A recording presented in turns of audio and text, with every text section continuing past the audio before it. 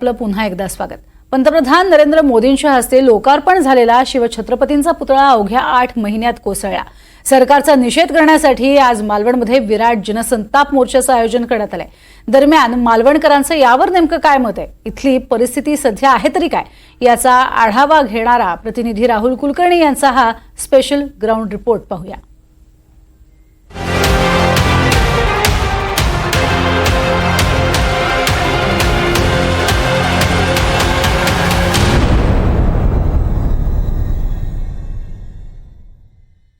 नमस्कार, मी राहुल कुलकर्णी। NDTV मध्ये जगभरातल्या सर्व प्रेक्षकांचं स्वागत आहे। मालवणमध्ये आहोत आणि साहजिकच आहे की इथला प्रत्येक व्यक्ती हा मुंबईत असतो। तुम्ही मुंबईत असता ना साहेब? काय करता मुंबईत? काय नाही, रिटायर आहे आम्ही। रिटायर। ज्या दिवशी पुतळा पडला होतं इथे? नाही नाही नाही। तुम्ही? हो, काय वेगाने वाहत होतं त्या दिवशी वारं? नाही, ते वाऱ्याचं काय माहिती नाही, कसा पडला तो माहिती नाही। पडलेली गोष्ट ती दुर्दैवी आहे, बाकी काय नाही। तुम्ही पहिल्यांदा गेले तिथे? नाही, आम्ही जायला बंदी आहे तिकडे जायला, पुढील नाही प्रोटेक्शन। आणि ज्या दिवशी उद्घाटन झालं होतं त्या दिवशी गेले होते तुम्ही? पत्रकार आहेत ना? स्थानिक पत्रकार? स्थानिक पत्रकार नाही, मी ऑफिसमध्ये कामाला आहे फक्त, प्रेसच्या, बाकी काय नाही। ओके। उतरणाला आम्ही परवानगीत नव्हती, कारण पंतप्रधान आले होते ना, परवानगी नव्हती। पण नंतर लोकांना खुला झाला असेल ना? खुला झाला होता नंतर। पण तो होता का तसा महाराजांसारखा? हो, महाराजांसारखा होता। बरं। आणि ज्या दिवशी पडला त्या दिवशी काही वेगात वारं वाहत होतं? वारा आमच्या जास्तच असतो, रेग्युलर वारा असतो एवढा जसं असतं हो, असं असतो, रोजच असतो। बरं। किनारपट्टीचा भाग आहे। हो, तिथे काही अडथळाच नाही ना सगळं? नाही, अडथळा काय। हो हो, कसं पडलं काय सांगणार आता, निसर्गाचं हे आहे ना ते। होय ना? हो, निसर्गाचं वारा असतो ना, 45 किलोमीटर ते वारं चालायचं, सुसाटाने चाललेला ना, ते का मुद्दाम म्हणून नाही, काहीतरी प्रॉब्लेम झाल्यानंतरच हे झालं असणार ना, काय सांगू शकत नाही आम्ही। कसं आम्ही इकडचे आणि सरजोकोट राजकोट तिकडे राहिलं, तिथल्या लोकांना काय ते समजणार, तिथे बाजूला घरं आहेत। एवढं वारं वाहत नाही ना तेवढं? ते जास्त माणूस आणि 15-20 एवढं वारं नाही। समुद्रावर जरी असलं तरी पावसाळी वातावरण आहे ना, असलं तरी वारं एवढं नाही, 40-45 किलोमीटर बाहेर वाहणारी परिस्थिती नाही तिथे। काय करायचं आता? काय करायचं म्हणजे आता काय करायचं आपण? ते नाही म्हणतात तेवढं वारं वाहत नाही म्हणतात. नाही ना, पण आम्ही पेपरला वाचलो, त्याच्यात होतं 45 किलोमीटरने वारा वाहत होतं पेपर मधला। त्यांचं पेपर मधलं वाचून काय अर्थ नाही। हा, तेच सांगतो, ते काही देणार, काही लिहिणार? हो, आता तुम्ही म्हणले की वारं वाहतं म्हणून? ते पेपरच सांगतो आहे मी, काय आमचं घर नाही तिकडे, बरोबर? बरं, वारं वाहतं की नाही वाहतं? वाहत हे कायमच चालू आहे, जोरात जोरात। हो हो, वारं वाहतं की? पावसाळी वातावरण आहे ना, ते किरकोळ असतात राहत, असं जोर नसतो एवढा मोठासा, एवढा नसतो ना? ठराविक। हा, आले आले तज्ञ आले। नाही, वारं वाहतं की नाही? बरं, ठीक, वारं वाहतं, वारं वाहतं की नाही वाहतं? हो, समुद्र किनारी वारा असतो। आता जरी समुद्रावर नुसतं असं किनाऱ्यावर जरी गेला तरी वारं लागणार, आणि वरच्या टेकडीवर गेला तर भरपूरच वारं लागणार जोराचं। हा, ह्याच्यापेक्षा उभा राहू शकतो की नाही आपण? हो, उभा राहू शकतो, उभा राहू शकतो, है ना? म्हणजे त्या टायमाला वारं होतं ना? होतं। ओके। हे सगळ्यांचं मत आहे वारं वाहत आहे म्हणून, तुम्ही एकटेच वेगळे सांगा? हो, आम्ही आता 40 वर्ष इथे मालवणमध्ये आहोत। कालच मी इथे मालवणमध्ये आलो का, तुम्ही आता थोड्या वेळ जा, बंदरावर जा, किती किलोमीटरने वारं वाहते ते बघा। किती किलोमीटर वाहतं तुमचा अंदाज काय? 15-20 पुढे वारं वाहत नाही सध्या। मालवणकरांच्या मतामध्ये दुभागणी झालेली आहे। हा, वारं वाहतं वाहतं वाहतं। साहेब, तुम्ही मुंबईकर आहेत, मी तुम्हाला हेही माहिती आहे, वारं वाहतं की नाही वाहतं? नाही, वारं आता पावसात वारं हे वाहणारच, बरोबर, आलं का लक्षात? पण ते एवढं डिपॉझिट एवढं करणं एवढं वारं वाहत नाही। करेक्ट। आणि हे देतात ना 45 वगैरे, हे बोगस आहे। बोगस आहे ना? हो हो हो हो। का हो, बोगस आहे? आता पेपरचं मी सांगितलं, त्या ह्याला विचारा, हे मी नाही। मालवणीकर, वारं वाहतं की नाही वाहतं? वाहतं ना, जोरात वाहतं। हा, पुतळा पाडणं इतकं वाहतं? नाही ना? त्या दिवशी वारात नव्हता?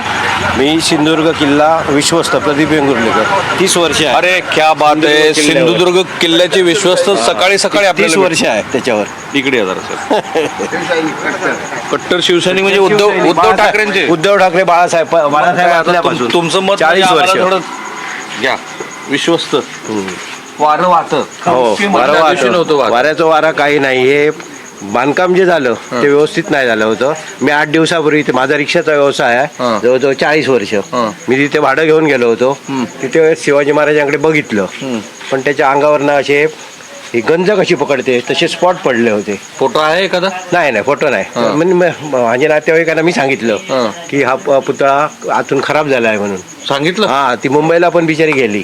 नातेवाईक माझी आली होती बघायला, तिथे घेऊन गेलो होतो तिथे. हा, मग बघितलं तर हे म्हणजे हे बरोबर नाही दिसत आहे. आणि साधारण 4 दिवसानंतर तो पुतळा पडल्याची बातमी कळली. मी दुपारी भाड्याला जात होतो, तिथे कळलं की असं असं. मग मी शिवप्रेमी म्हणून वाईट वाटलं ते, म्हणजे असं होता नाही होतं. मलाही अस्वस्थ एक ताई आमच्या कॅमेरा बिचारा. मग वारं वाहतं की नाही वाहतं? वारं वाहतं, पण ते त्या दिवशी वारं तसं नव्हतं.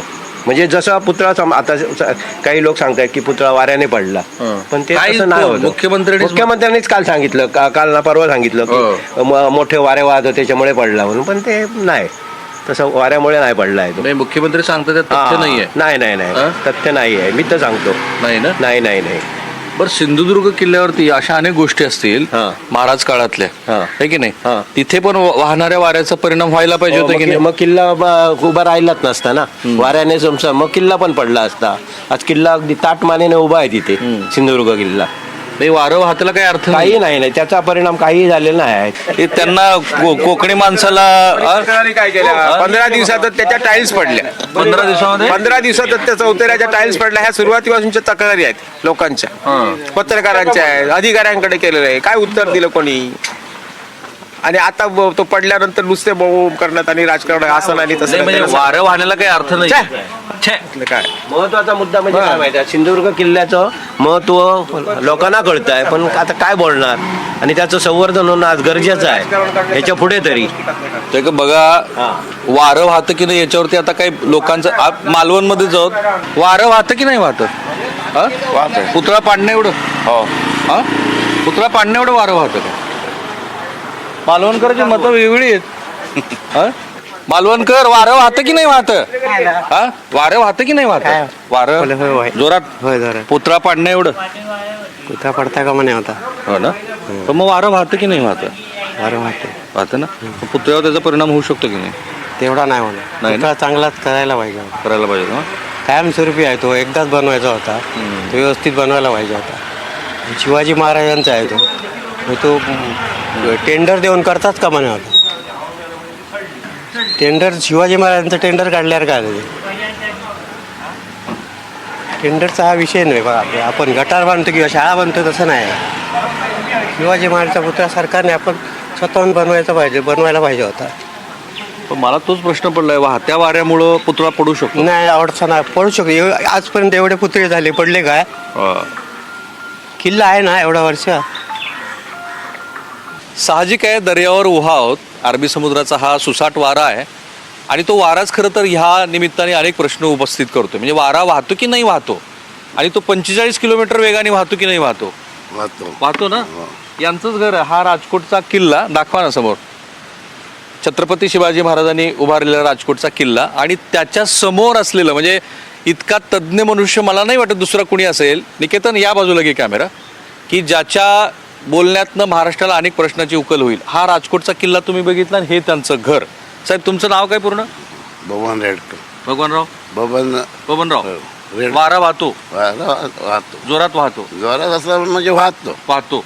आता आपण उभारलो तरी वारा वाहतोय ना? ही काही पानं हलतायत, पानं हलतायत, पावसात जोरात वाहतो ना? पुतळा पाडणं एवढा वाहतो?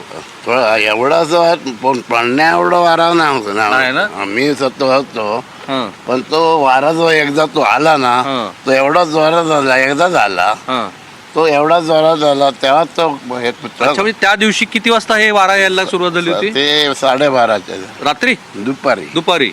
आणि पुतळा किती वाजता पडला? 12:30 पावणे दरम्यान. हो, म्हणजे मुख्यमंत्र्यांना दिलेला फीडबॅक हा असा आहे का? 12:30 पावणे दरम्यान पडला. जोरात व्हायला होता? जोरात एकदाच व्हायला, पण परत नाही. एकदाच वारा आला. तुम्ही तेव्हा घरातच होते? मी घरात होतो. ओके. आणि किती वेळ तो वारा वाहत होता?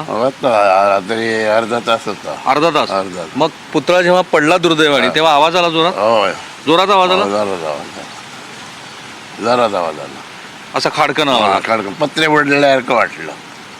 ओके. पत्रे वत्रे असतात ना उडून जातात तसं वाटलं मला. तुमचं वय किती? माझं वय 62. 62 वर्षात असा वारा नेहमीच वाहतो का त्या दिवशीच व्हायला पावसात असतो. असतो ना? पावसात. असं नाही की फक्त त्या दिवशीच तो व्हायला. नाही नाही पावसात तो असतो. हा. पावसात 2 महिने चालूच असतो येऊन जाऊन आता ज्या दिवशी पुतळा उभारला हं. त्या दिवशी तुम्ही पुतळा बघितला तेव्हा ते महाराज आहेत असं वाटलं होतं का? काय महाराजांचा आहे असं वाटलं होतं? हो महाराजांचं म्हणजे त्यात काही पुतळा खराब आहे, नाही चुकीचा आहे, नाही, बरोबर आहे? महाराजांचं असतं. हो, चांगलं. सो समोर राजकोट किल्ला, आणि मला नाही वाटत की यांच्याशिवाय कोणी योग्य व्यक्ती आज महाराष्ट्रात आहे की जो हे सांगू शकेल की वारा व्हायला की नाही व्हायला, आणि व्हायला तर किती व्हायला. तो त्यांच्या बोलण्यातनं असं आलं की 1:30 वाजता तो वारा 12:30ला 12:30 पावणे 12:30 ते 1:45च्या दरम्यान. ही वेगळ्या पद्धतीची पडताळणी पण आवश्यक आहे, कारण महाराष्ट्र राज्याचे मुख्यमंत्री असतील किंवा उपमुख्यमंत्री असं म्हणतायत की ह्या निमित्तानं महाराष्ट्रात जे राजकारण सुरू झालेलं आहे ते थांबलं पाहिजे. बघा, लोकशाही व्यवस्थेमध्ये विरोधी पक्ष तर प्रश्न तुम्हाला विचारणारच ना.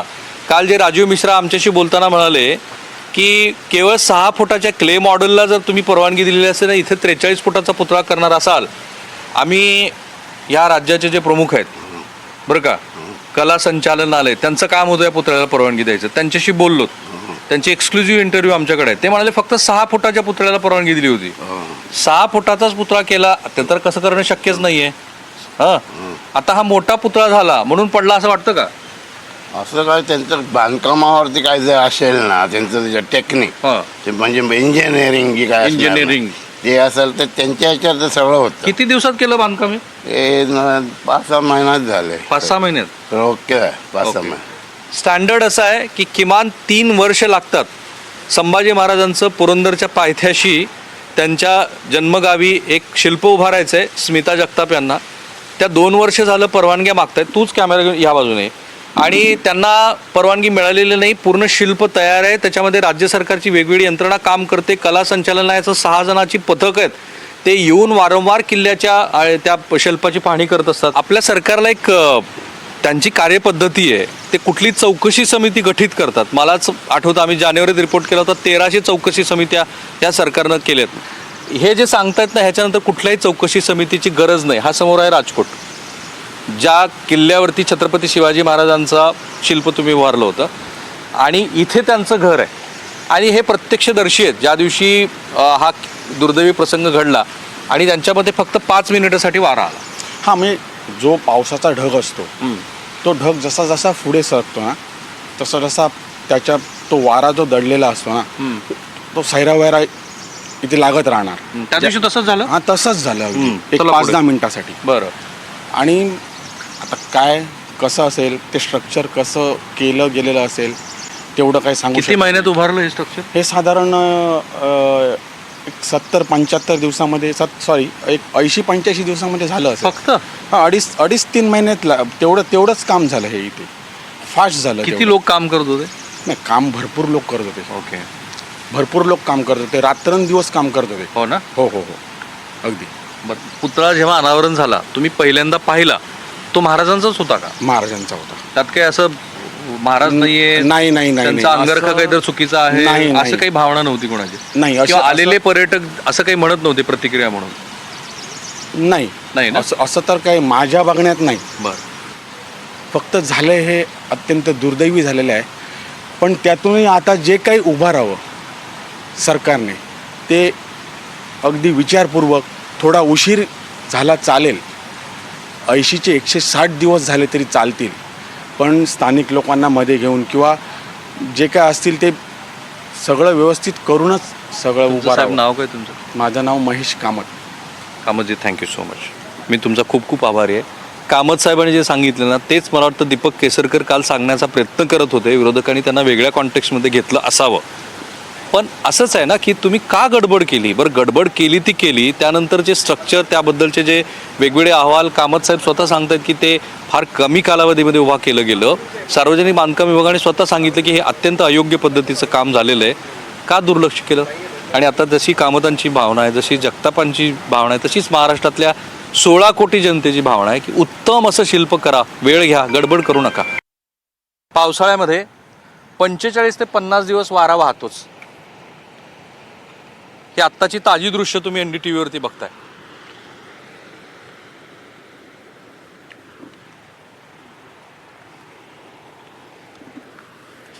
सो असा 45 ते 50 दिवस जेव्हा वारा वाहतो ना, तेव्हा वाहणाऱ्या वाऱ्यामुळं काही गोष्टी घडू शकतात, असं होऊ शकतं. पण ते असं नाही होणार की एवढं मोठं शिल्प हे अशा पद्धतीनं पडेल.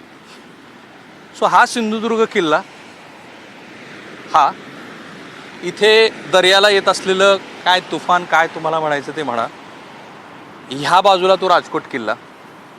इथे लोकांना हाच प्रश्न पडला ना की हा सिंधुदुर्ग किल्ला एवढी वर्ष खाऱ्या पाण्याला, समुद्राच्या लाटाला, वाऱ्याला, सगळ्याला तोंड देत उभा आहे आणि महाराजांचं हे शिल्प कसं पडू शकतं किंवा पडलं. म्हणजे घाईगडबडीत केलं आहे, मटेरियल व्यवस्थित नाही आहे, जे सार्वजनिक बांधकाम विभागानं सांगितलं. हा NDTVवरती तुम्ही ग्राउंड झिरो रिपोर्ट बघत आहोत. मला खात्री आहे की तुमच्या मनातल्या प्रत्येक प्रश्नाची उत्तरं यातनं मिळतील. ज्याला आपण गाज म्हणतो, पाणी येतं आणि ते आदळतं, ती गाज पण एकदा नीट ऐकून घ्या.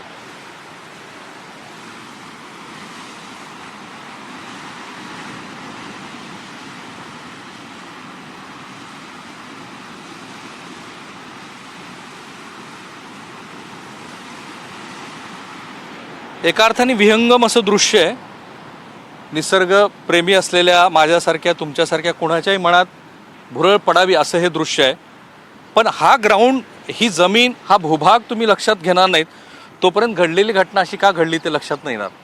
आणि हे त्या राजकोट किल्ल्यावरती उभारण्यात आलेल्या शिल्पाची जागा. म्हणजे तुम्हाला लक्षात येईल की वारं हे सरळ येऊन तिथे आदळणारच होतं. तर ह्याची खरंच सगळ्यांनी काळजी घेण्याची गरज होती, जी अजिबात घेतली गेली नाही. आणि म्हणून महाराजांचं हे शिल्प आता पडल्यानंतर ती जागा लपवण्याची वेळ आपल्या प्रशासनावरती आलेली आहे.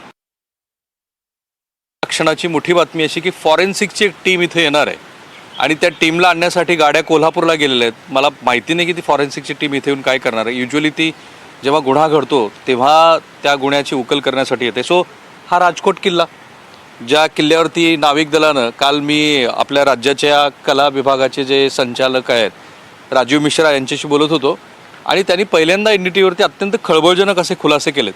हा जो राजकोट किल्ला आहे, ज्या किल्ल्याचा तसा थेट छत्रपती शिवाजी महाराजांशी संबंध आहे, इथे इंग्रजांनी खरं तर एक वखर करा अशी परवानगी मागितली होती पण ती मिळाली नाही. या किल्ल्यावरती तिन्ही बाजूला पाणी आहे, एवढाच भूभाग आहे. तर मिश्रा असं म्हणाले की या किल्ल्यावरती हा जो छत्रपती शिवाजी महाराजांचा पुतळा उभारला आहे तो उभारताना फक्त 6 फुटाच्या क्ले मॉडेलची परवानगी घेण्यात आली होती. हे फार धक्कादायक आहे. आत्ताची दृश्य बघा, क्राईम सीन, तसा ते येलो मार्क जो असतो तो येलो मार्क असलेलं प्रतिबंधित असं ते ठिकाण करण्यात आलेलं आहे.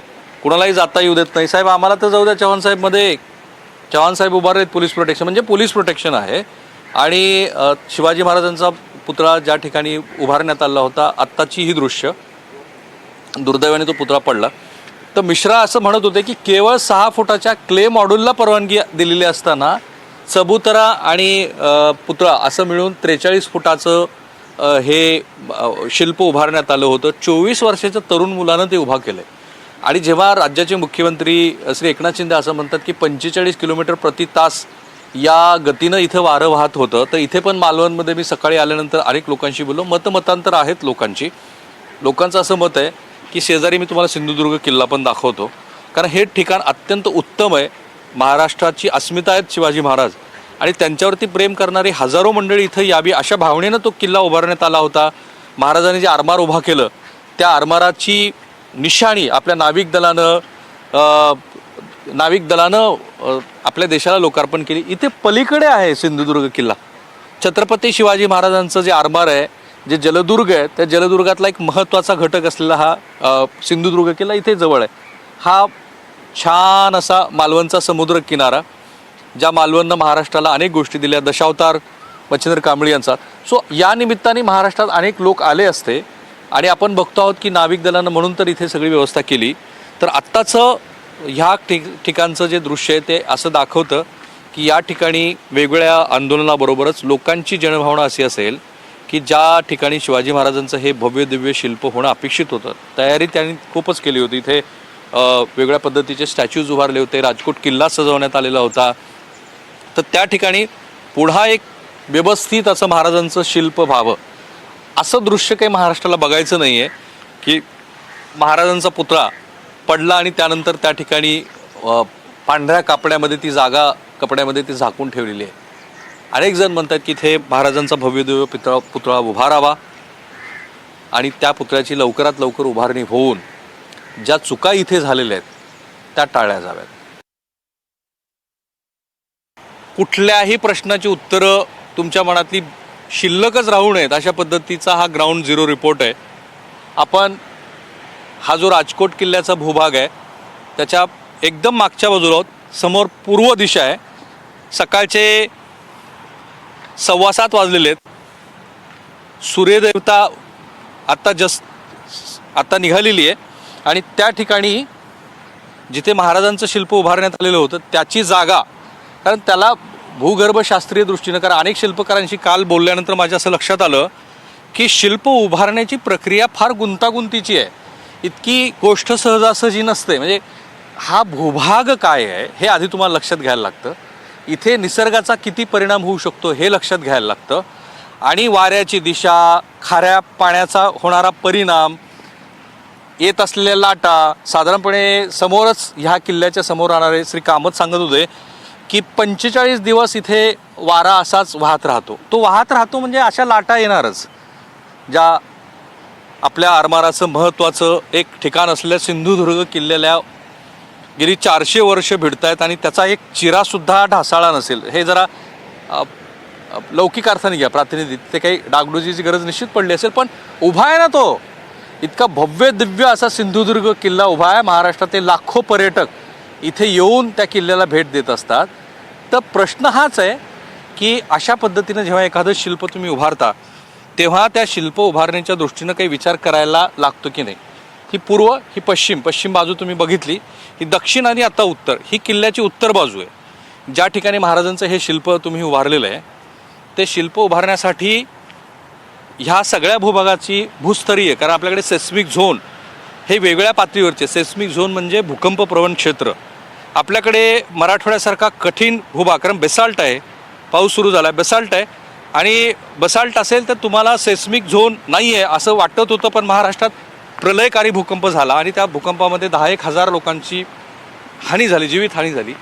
सो अशा वेळेला हा पुतळा जेव्हा आपण इथे उभारणार आहोत तर अनेक अर्थाने ह्या गोष्टीची आपल्याला नीट कल्पना असायला हवी होती की हा सेस्मिक झोन आहे का. कारण अनेक आर्टिस्ट सांगतायत की असं केल्याशिवाय तुम्हाला कळणार नाही की ह्या भूभागामध्ये सेस्मिक झोन, ही भूगर्भशास्त्रीय रचना, त्याचं केमिकल ॲनालिसिस एक विशिष्ट अशा मुदतीमध्ये करायची गोष्ट. आणि पोलीस कर्मचारी उभारलेले आहेत कारण त्यांच्यावरती आता संरक्षणाची जबाबदारी दिली आहे.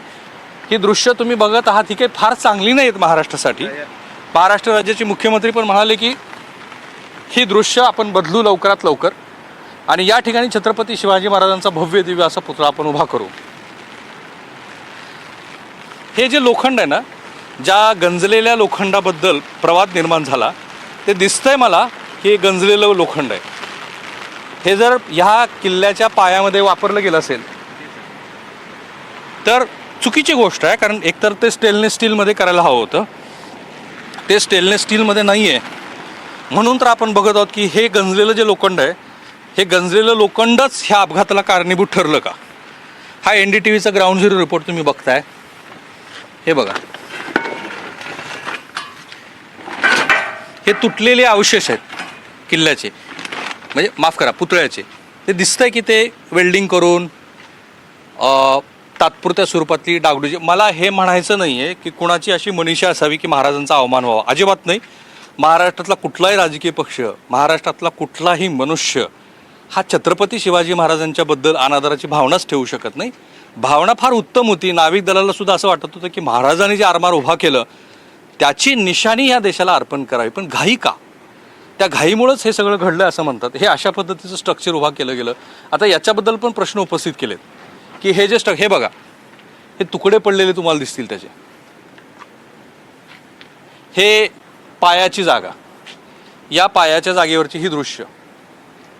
जेव्हा किल्ला पडला तेव्हा त्यावेळेला साधारणपणे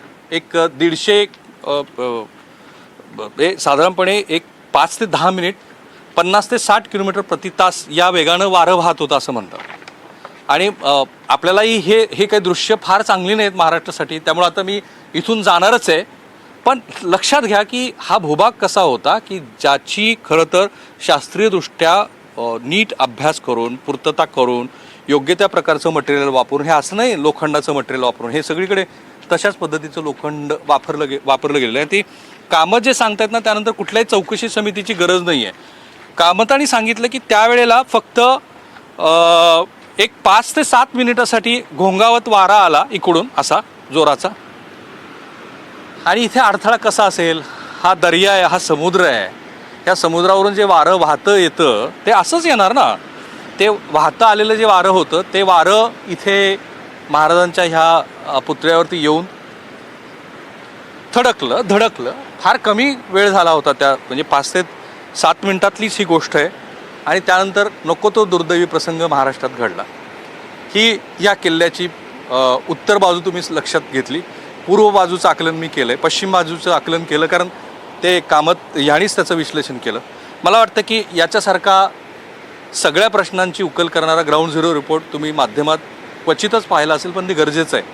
प्रत्येक प्रश्नाची उत्तरं महाराष्ट्राला मिळायलाच हवीत आणि त्यातनं काहीतरी चांगलं घडायला हवं. राजकारण चालू राहतं, राजकारणात प्रत्येकाला हा अधिकार आहे की त्यांनी आपापले मुद्दे मांडत राहावेत, लोक ठरवतील. ह्या राजकोट किल्ल्याच्या चारही बाजूला आपण फिरत आहोत, कारण तुमच्या आणि माझ्या मनात जे प्रश्न उपस्थित झालेत त्याची उत्तरं मिळायला हवीत. ही पूर्व दिशा आहे आणि ह्या ठिकाणी महाराजांचा पुतळा आपण उभारलेला आहे. पूर्व दिशेला आता सूर्य उगवतीलाच आहे, त्यामुळे ही दिशा आपण समजून घेऊ, कारण सगळ्या दिशेनं आपण ह्या राजकोट किल्ल्यावरती उभारण्यात आलेल्या पुतळ्याचं आकलन केलं. निकेतन या खाली. सो ही बाजू आहे किल्ल्याची आणि मला वाटतं हे जे बांधकाम आहे हे नव्याने करण्यात आलेलं बांधकाम आहे. नाविक दलानं ते बांधकाम केलं. ह्या किल्ल्यावरती तसे फारसे अवशेष नाही आहेत. जरी सिंधुदुर्ग किल्ल्याच्या समोर हा राजकोट असला, छत्रपती शिवाजी महाराजांनी तो थेट बांधलेला आहे असं म्हणतात. इंग्रजांनी इथे आम्हाला एक वखर करू द्या असं म्हटलं होतं, त्याला काही परवानगी दिली नाही. विहंगम असं निश्चित दृश्य आहे. काय निसर्ग आहे आपल्या. कोणी एकेकाळी कोकणाचा कॅलिफोर्निया आपण करायला निघालो होतो, तो झाला नाही. पण महाराष्ट्रातली ही जी 700-750 किलोमीटरची समुद्र किनारपट्टी आहे अप्रतिम आहे. म्हणजे आपण असं निश्चित म्हणू शकतो की इथे महाराजांचा पुतळा उभारणं ह्याच्यामागे एक विशिष्ट असा चांगला दृष्टिकोन होता, कारण सिंधुदुर्ग किल्ल्याकडं महाराज बघतायत अशा पद्धतीची ती रचना होती. ते एवढ्या सुंदर अशा मालवणच्या समुद्र किनारपट्टीवरती हा छानसा पुतळा तुम्हाला उभारायचा होता, पण झाली ती मोठी चूकच आहे. आता ही इकडची बाजू आपण जेव्हा बघू तेव्हा आपल्या लक्षात येईल की ह्या बाजूला नव्याने काही रचना नाविक विभागानं केली. ती करत असताना काही नवीन बांधकामं, तो जो इथला चिरा प्रसिद्ध असा तांबड्या लाल रंगातला आहे आणि त्याच्यातनं हे शिल्प उभारलं गेलं. ते शिल्प उभारत असताना हे स्ट्रक्चर अधिक आतमधली किल्ल्याची बाजू अशी सगळी रचना त्यांनी केली आणि त्यातनं जो अपेक्षित असा परिणाम त्यांना साध्य करायचा होता कमी वेळेमध्ये केलेलं हे बांधकाम, तो काही साध्य झाला नाही. उलट नको त्या गोष्टी घडल्या असं दिसतं आहे.